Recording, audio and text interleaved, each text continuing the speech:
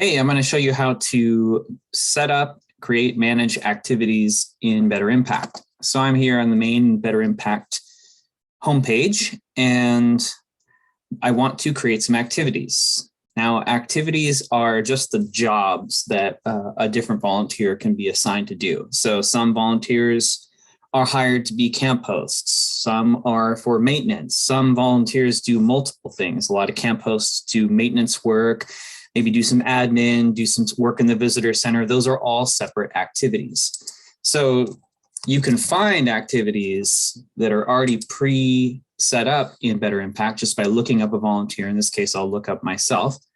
Looking up at Ryan here, I can see the activities that I'm assigned to do. Right now, I'm not assigned any specific activities, but you can see the activities that are available for me right now. So there's camp host, there's maintenance, interp, things like that. So those are the activities. Different volunteers, you're going to see different things. There's another video for how to assign activities to volunteers and how to set up qualifications. But let's just say that I have this volunteer here and I want them to do a new activity. Maybe there's like a natural resource, or maybe I want them to, maybe there's a camp host position, but I actually don't have or don't see any activity like that in my queue here. It could be because that activity hasn't been created yet. And so that's where we want to remedy that. So what we'll do is in just kind of your main page of Better Impact, you're going to navigate to the configurations icon at the top here. And this will, on the left-hand side, you'll see this panel appear. We're going to go down to the activity section, manage activities. So that takes us to the list of all the activities that have been created in this Better Impact account. And so let's just say that we're going to create a new activity. We're going to make, for Fort Humboldt, we're going to create a new activity. It's going to be a visitor center docent. The way that we do that is under the category or the park name of Fort Humboldt State Historic Park, you're going to click the icon that's in the same line as the actual park name. Then you're going to go new activity, because that's what we're about to do, to create a new activity. We got to give a name for this activity. So we have a series of tabs in this activity creating window here. First thing we'll do is we'll create a name. So let's just say that it's a visitor center docent. We already have the category, which in this case is the name of the park. We also want to select the activity report group. And so that's just kind of like, what is the category of the activity itself? Is it going to be an admin, cultural? In this case, it'll be interpretation. It's really important to select that for reasons that are mysterious even to me, but I know that Sacramento will give you a little lecture if it's not in there. So everything else looks good. We don't really need to add anything else to this. So what we're going to do next is click next.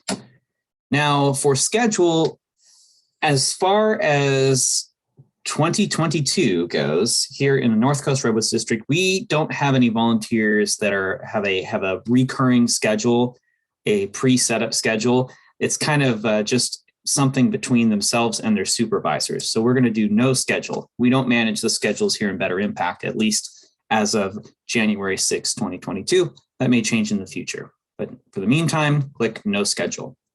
Moving over to visibility. So you can either click the upper tab, or you can just click next down at the bottom. So now we're visibility and automation. And we want to have it be visible to accepted and if qualified. So this means only volunteers who have been accepted, not ones that are just applicants or in process. So a volunteer can set up a Better Impact account even before they've actually been accepted. That's how, when they apply to Better Impact, when they apply to volunteer, they do that through my impact page, and that creates an account for them. But we don't want them to be able to see any activities until they've actually been hired and actually been accepted. So we want to keep those checked. We can uncheck self-scheduling since we're not having some kind of scheduling through Better Impact. And then we can uncheck auto lock as well. We don't need that. So we don't need that information. We're going to go to next, into qualifications. This is really important because we need to know which park and activities, or which park and kind of topic this particular activity pertains to. So remember, it's a Fort Humboldt Visitor Center docent. So we're going to select yes for Fort Humboldt, must be Fort Humboldt. And then we're going to scroll down and find other things that it would apply, like interpretation and visitor center. And that is probably going to be it for what we need to select here. So we go next.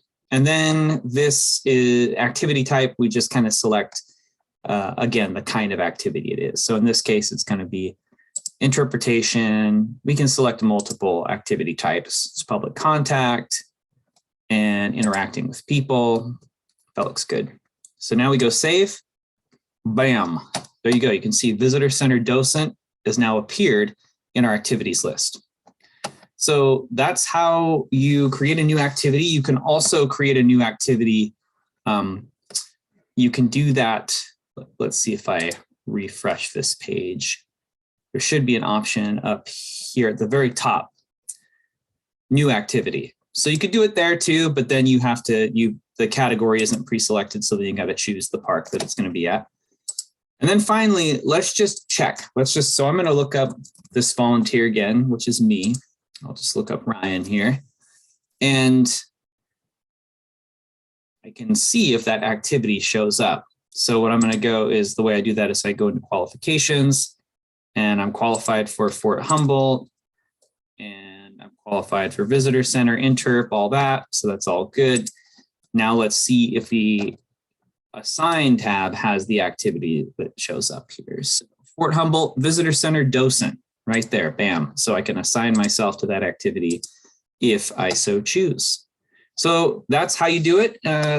Kind of a long explanatory version of how to do it. Hopefully that makes sense, and you'll have no trouble creating new activities when you need to.